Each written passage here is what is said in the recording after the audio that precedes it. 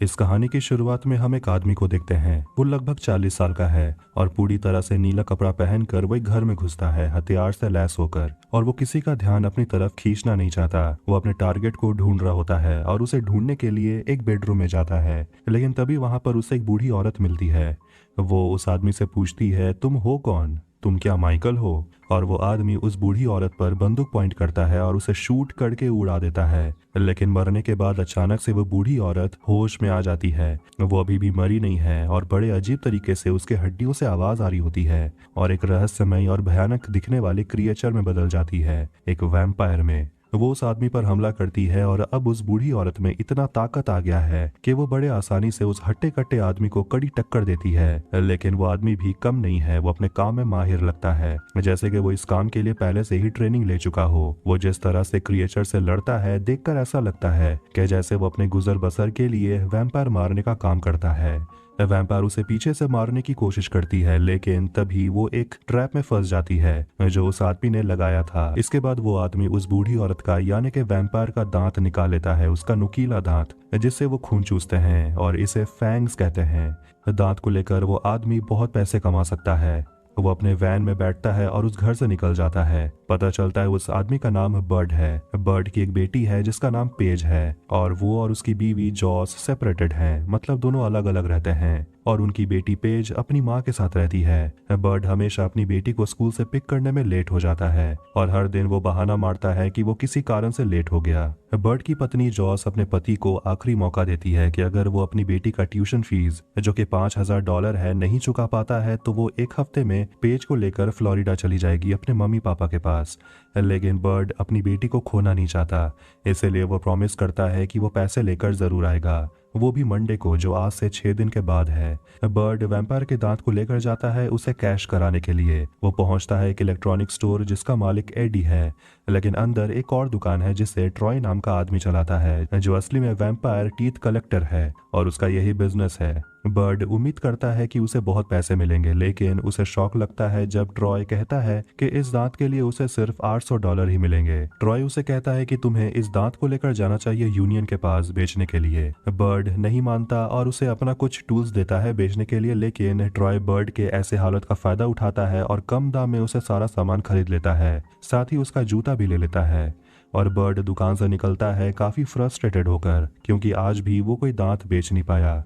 Bird ने जिस बूढ़ी औरत को मारा था उसकी एक रिलेटिव ऑड्री को देखते हैं, जो बूढ़ी औरत के घर आती है और उस बूढ़ी औरत को मरा हुआ पाती है। इसके बाद वो तुरंत अपने सिक्योरिटी को ऑर्डर देती है ढूंढने के लिए कि किसने ये किया है। इसके बाद बर्ड जाता है अपने पुराने दोस्त बिग जे से मिलने के लिए और उससे मदद मांगता है और कहता है कि मुझे यूनियन से मिलना है, और वो उसे अपनी मजबूरी बताता है और बिग जे उसे मिलाने के लिए मान भी जाता है। बर्ड यूनियन के साथ पहले भी काम कर चुका है, लेकिन उसने यूनियन के काफी सारे नियमों का उल्लंघन किया था, इसलिए उसे यूनियन से निकाल दिया गया था। यूनियन एक ऐसा ऑर्गेनाइजेशन है जहां के लोग वैम्पायर को मारते हैं और वैम्पायर को मारने के लिए उन्हें खूब पैसे भी मिलते हैं, लेकिन वैम्पायर को मारने के लिए उन्हें कुछ नियम को फॉलो करना पड़ता है। अगर नियम को तोड़ोगे तो तुम्हें यूनियन से निकाल दिया जाएगा। बिग जे बर्ड को लेकर यूनियन के मैनेजर रैल्फ से मिलाता है और मैनेजर और बर्ड की आपस में बिल्कुल भी नहीं बनती और आखिर में मैनेजर ये फैसला करता है कि बर्ड को एक हफ्ते के लिए प्रोबेशन पर रहना होगा और वो जहां भी जाएगा उसके साथ यूनियन का रिप्रेजेंटेटिव भी होगा,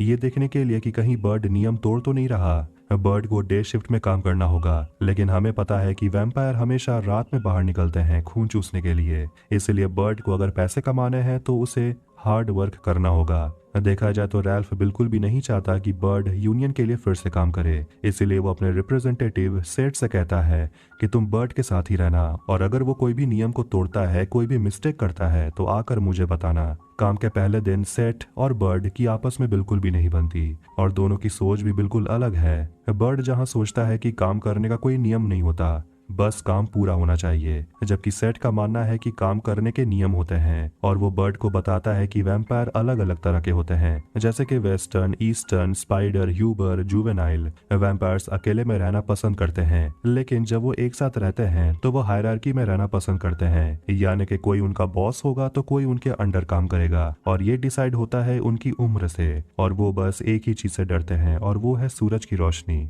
बर्ड यहाँ आया है कुछ जुवेनाइल वैम्पायर को मारने के लिए चाहिए क्योंकि उनके दांतों की कीमत बहुत ज्यादा होती है। और वो सेट को कहता है कि मैं अंदर जा रहा हूँ लेकिन तुम यहीं पर बैठो। आखिरकार एक जुवेनाइल वैम्पायर को वो ढूंढ लेता है और उसका पीछा करने लगता है। तो वहीं सेट को रैल्फ का कॉल आता है जो पूछता है अपडेट के बारे में। सेट बताता है कि बर्ड ने उसे कहा गाड़ी में बैठे रहने के लिए। ये सुनकर वो गुस्सा हो जाता है और उसे ऑर्डर देता है कि अंदर जाओ, रिकॉर्ड करके बताओ कि बर्ड कहीं नियम तो नहीं तोड़ रहा। सेट अंदर जाता है और वो देखता है बर्ड को एक वैम्पायर से लड़ते हुए। ये देखकर सेट बहुत डर जाता है, लेकिन वो किसी तरह बर्ड को एक शॉटगन देता है और जैसे ही वैम्पायर मर जाता है बर्ड सेट पर हंसने लगता है क्योंकि सेट ये सब देखकर उल्टी कर रहा होता है। यहाँ तक कि सेट इतना डर गया है कि वो अपना पैंट ही गीला कर देता है। पहले दिन के लिहाज से ये काबिल तारीफ है और पहले दिन हर कोई अपना पैंट गीला कर देता है, लेकिन वो उसे अपने गाड़ी के सीट पर बैठने नहीं देता। उसे पीछे रहने को कहता है ताकि वो अपना पैंट को सुखा पाए जो गीला हो गया है। अब बर्ड सेट को ड्रॉप करता है और उसे एक स्पेशल बॉडी वॉश देता है जिससे वैम्पायर का गंध सेट के शरीर से निकल जाएगा। इससे होगा ये कि दूसरे वैम्पायर उसे सूंघते हुए सेट के पास नहीं आ पाएंगे। बर्ड उसके बाद उसे बहुत सारे टिप्स देता है कि वैम्पायर के सामने आने पर उन्हें क्या नहीं करना चाहिए और क्या करना चाहिए। बर्ड अपनी गाड़ी के पास वापस लौटता है और नोटपैड देखता है जहां सेट नोट कर रहा था कि उसने कौन सा रूल्स तोड़ा है। इस बीच ऑड्री बर्ड को ढूंढ रही होती है और वो बर्ड के सेंट को ट्रेस करते हुए black market tooth collector Troy तक पहुंच जाती है और वो उसे धमकी देती है और कहती है कि सब कुछ बता देने के लिए कि बर्ड कहाँ है और वो कहाँ रहता है। ऑड्री उसे छोटा सा स्पीच भी देती है और बताती है कि वैम्पायर अपने फैंग्स के बिना नहीं रह सकते, यहाँ तक कि अगर वो अपना फैंग्स खो देते हैं तो वो उसे दोबारा से रीजनरेट नहीं कर पाएंगे। और वो उसे दो रास्ता देती है, या तो वो ऑड्री को ज्वाइन कर ले और जिंदा रहे और दूसरा ये है कि वो मर जाए। ट्रॉय ऑप्शन नंबर 2 चूज करता है। रात में बर्ड आखिरकार अपने घर पहुंचता है और वो अपने अपार्टमेंट की तरफ जा रहा होता है। तभी वो अपनी नई पड़ोसन से टकराता है जो अपने आप को इंट्रोड्यूस करती है कि उसका नाम हैदर है। दोनों थोड़ी देर बात करते हैं और बर्ड उसे अपने अपार्टमेंट में इनवाइट भी कर लेता है। बर्ड सेट को रास्ते से पिक करता है और उसे पूछता है नोटपैड के बारे में, जिसे देखकर सेट कहता है कि वो तो बस यूनियन के नियमों को फॉलो कर रहा था। लेकिन बर्ड सेट को समझाता है कि मैनेजर रैल्फ चाहता ही नहीं है कि बर्ड यूनियन के लिए फिर से काम करे और वो सेट से रिक्वेस्ट करता है कि मुझे कुछ दिन दे दो, मुझे बस कुछ पैसे जुगाड़ करने हैं और ये सारी बातें तुम अपने नोटबुक में मत लिखना। सेट उसकी बात मान लेता है। दोनों जाते हैं ट्रॉय की दुकान में हथियार खरीदने के लिए, लेकिन वहां उन्हें हर जगह खून खून और ट्रॉय मरा हुआ मिलता है। ये देखकर सेट बर्ड से कहता है कि हमें ये यूनियन को रिपोर्ट करना होगा, लेकिन बर्ड ये सब झमेले में नहीं पड़ना चाहता। वो बस किसी तरह पैसा कमाना चाहता है और सेट उसे रिक्वेस्ट करते ही रहता है। इसके बाद बर्ड उसे कहता है कि अगर मंडे तक उसे यूनियन से पैसे नहीं मिलते हैं तो वो अपने परिवार को खो देगा। ये सुनकर सेट उसे माफी मांगता है और कहता है कि वो उसकी मदद जरूर करेगा।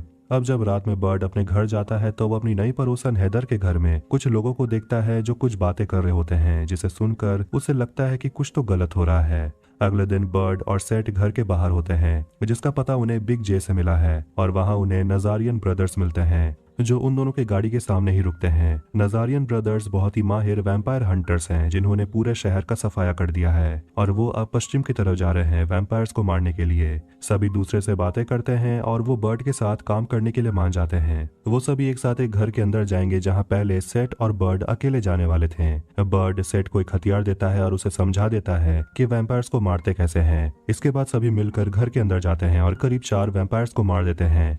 वो घर में इधर उधर ढूंढने लगते हैं कि कहीं और वैम्पायर तो नहीं है, लेकिन जल्दी उन्हें पता चलता है ये घर तो असली में वैम्पायर का घोंसला है और हर जगह से वैम्पायर्स निकलने लगते हैं, दीवार से, छत से, और उन पर हमला करने लगते हैं। एक वैम्पायर सेट पर हमला करता है और वो अपनी गन की सेफ्टी हटा नहीं पाता और डर के मारे वो फिर से अपना पैंट गीला कर देता है और उसे अपनी जान बचाने के लिए वैम्पायर से लड़ना पड़ता है। पर शुक्र है कि बर्ड उसकी जान बचाने आता है और वैम्पायर को मार देता है। लड़ाई खत्म होने के बाद सेट ने बहुत अजीब चीज नोटिस किया है कि अलग अलग तरह के वैम्पायर स्पीशीज एक साथ रह रहे थे। ऐसा बहुत कम देखने को मिलता है, ये नॉर्मल नहीं है। घर जाते वक्त सेट और बर्ड बात करते हैं और बर्ड सेट से कहता है कि असली काम तो वो करता है फील्ड में रहकर, वो असली खतरा उठाता है, जबकि सेट ऑफिस में रहकर कंप्यूटर में अकाउंट्स का काम करता है जो काफी बोरिंग है। इसके बाद बर्ड पहुंचता अपनी बीवी के घर अपनी बेटी को पिक करने के लिए, क्योंकि आज पेज के एक फ्रेंड का बर्थडे है। अब बर्थडे पार्टी में बर्ड को एक फोन आता है, वो भी ऑड्री से, जो कहती है कि ट्रॉय आखिरी बार तुम्हारा नाम ले रहा था और वो मर गया। ऑड्री बर्ड को धमकी देती है कि वो उसे उसका परिवार छीन लेगी और ये कहकर वो फोन काट देती है।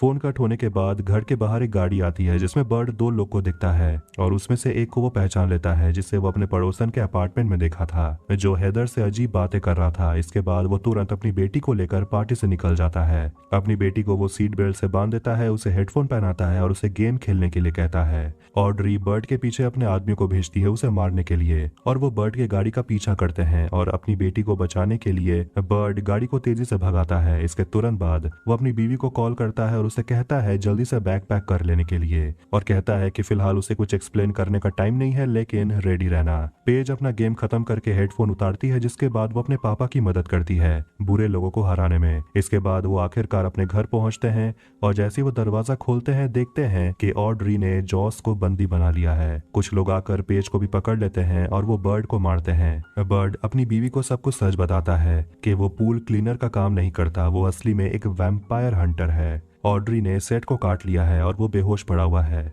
धीरे धीरे वो वैम्पायर बन रहा होता है। ऑड्री पेज और जॉश को अपने साथ ले जाती है ताकि वो उन दोनों को भी वैम्पायर में बदल दे। जैसे वो सब निकलते हैं वो बर्ड को उठाकर नीचे फेंक देते हैं जिससे वो बेहोश हो जाता है। ऑड्री का प्लान ये था कि बर्ड के जागने से पहले सेट उसे काटकर वैम्पायर बना देगा, लेकिन किस्मत से वो पहले ही उठ जाता है और थोड़ी देर के बाद सेट को भी होश आता है और सेट कहता है कि उसे लगता है कि मैं अब वैम्पायर में बदलने वाला हूँ और वो बर्ड से माफी मांगता है और बर्ड सेट से पूछता है कि तुम कैसा महसूस कर रहे हो, जिस पर सेट कहता है बहुत बुरा, क्योंकि मैं वैम्पायर बनने वाला हूँ, लेकिन एक तरह से देखा जाए तो मैं काफी अच्छा फील कर रहा हूँ। मेरे अंदर बहुत ज्यादा एनर्जी आ गई है, ऐसा लग रहा है जैसे मेरे खून में आग लग गई हो, मुझे बहुत भूख लग रही है। इसलिए वो बर्ड की तरफ दौड़ता है उसका खून पीने के लिए, लेकिन बिना वक्त गवाए वो सेट का गला धड़ से अलग कर देता है और थोड़ी देर के बाद सेट फिर से जिंदा हो जाता है। वो अपना सिर उठाता है और अपने गले पर फिट कर लेता है। वो अब अपने खून के तलब को कंट्रोल में रख पाता है। इसके बाद दोनों निकलते हैं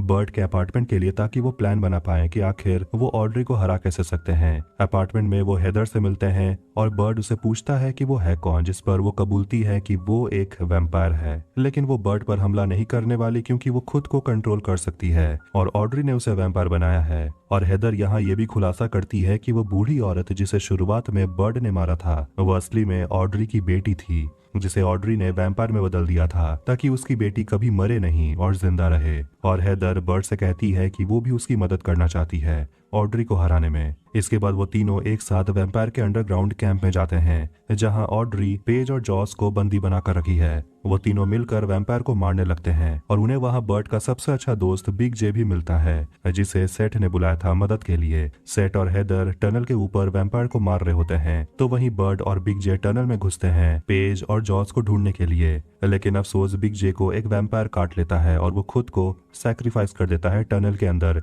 एक गेट को बंद करके जहां और भी वैम्पायर्स होते हैं। आखिरकार हेदर और सेठ बर्ड से मिलते हैं और वो ऑड्री के मेन सिक्योरिटी आदमी को भी मार डालते हैं। अब बर्ड को सिर्फ ऑड्री को हराना है, लेकिन लड़ाई करते वक्त वो देखता है कि ऑड्री वाकई में बहुत ज्यादा फास्ट है और वो आसानी से बर्ड का काम तमाम कर सकती है, लेकिन बर्ड भी एक वैम्पायर हंटर है और हंटर तो हंटर होता है। वो अपना पुराना इनविजिबल मेटल स्ट्रिंग यूज करता है और ऑड्री बिना देखे सीधा बर्ड की तरफ दौड़ती है जिससे उसका सिर धड़ से कट जाता है और वो मर जाती है। अब जीत हासिल करने के बाद वो सभी बाहर निकलते हैं और वहाँ रैल्फ आता है अपनी यूनियन टीम के साथ और चिल्लाने लगता है कि बर्ड का काम करने का तरीका बहुत ही गलत है, लेकिन उसका ही आदमी सेट अब बर्ड का साइड लेने लगता है और कहता है कि यूनियन के बनाए गए रूल्स में ही बहुत सारी गलतियां हैं जिसे ठीक करना बहुत जरूरी है। अब आखिरकार बर्ड पेज और जॉस के साथ वहाँ से निकलता है और वो लोग प्लान कर रहे होते हैं कि अब वो एक फैमिली की तरह रहेंगे और यही होता है डे शिफ्ट मूवी का दी एंड। वीडियो पसंद आया तो वीडियो को लाइक करें, चैनल को सब्सक्राइब करें। मिलते हैं नेक्स्ट वीडियो में, टेक केयर। को सब्सक्राइब करें और बेल नोटिफिकेशन को प्रेस करना ना भूलें। तब तक के लिए टाटा।